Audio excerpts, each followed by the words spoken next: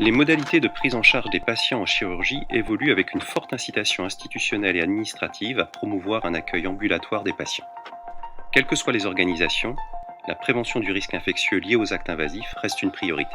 Le premier défi concerne la vision globale du risque infectieux par l'équipe chirurgicale. En effet, les échanges révèlent que si les professionnels sont fortement sensibilisés au risque inhérent à l'acte opératoire lui-même, le risque infectieux semble moins bien appréhendé ou connu en amont de l'acte.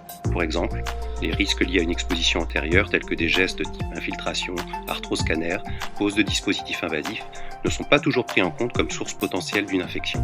De même, les modalités précises de prise en charge des patients opérés ne sont pas toujours supervisées par l'équipe chirurgicale, que ce soit en hospitalisation complète ou en ambulatoire. À l'issue de nos visites, nombre de professionnels ont réajusté leurs organisations pour mieux prendre en compte les soins et étapes préalables à l'intervention chirurgicale. La délégation d'activités et la confiance portée dans les équipes de soins, ou la difficulté à travailler en équipe, voire parfois les conflits individuels, concourent à ce manque de vision globale du risque.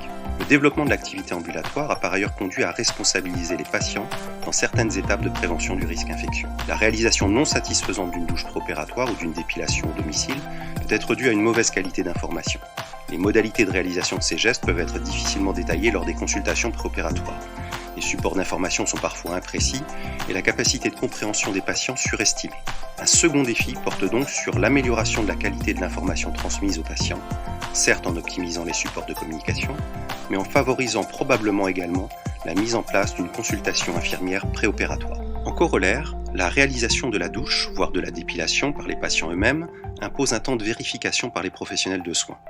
Les délais de prise en charge raccourcis, surtout en secteur ambulatoire, la part croissante d'activités administratives déléguées aux soignants, voire à un éventuel sous-effectif, peuvent contribuer à des défauts de contrôle de la qualité des étapes déléguées aux patients et même à un manque de temps disponible pour renouveler une douche ou une dépilation jugée inadaptée.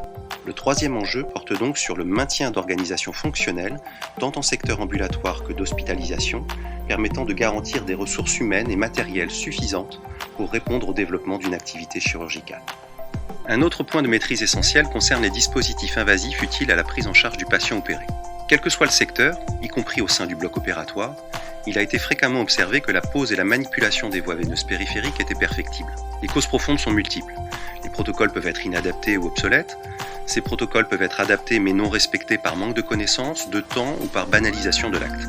Il convient donc de maintenir la vigilance concernant ce facteur de risque qui peut contribuer à la survenue d'une infection du site opératoire. Les établissements peuvent par exemple participer à l'enquête de pratique proposée par la mission nationale SPIADI. Cela permettrait d'objectiver la maîtrise des risques liés à la pose et à la surveillance des dispositifs intravasculaires. Enfin, il est apparu qu'en cas de défaillance constatée dans l'application des mesures de prévention, l'atténuation ou la récupération de ces dysfonctionnements par les professionnels pouvait être compromise par un défaut de communication entre professionnels, mais aussi par des défauts d'interopérabilité entre les logiciels des services de consultation, de soins et du bloc opératoire, favorisant les pertes d'informations. Dans le contexte d'un parcours patient, il paraît indispensable que la transmission d'informations soit facilitée par la mise à disposition d'outils de traçabilité et d'alerte fonctionnels.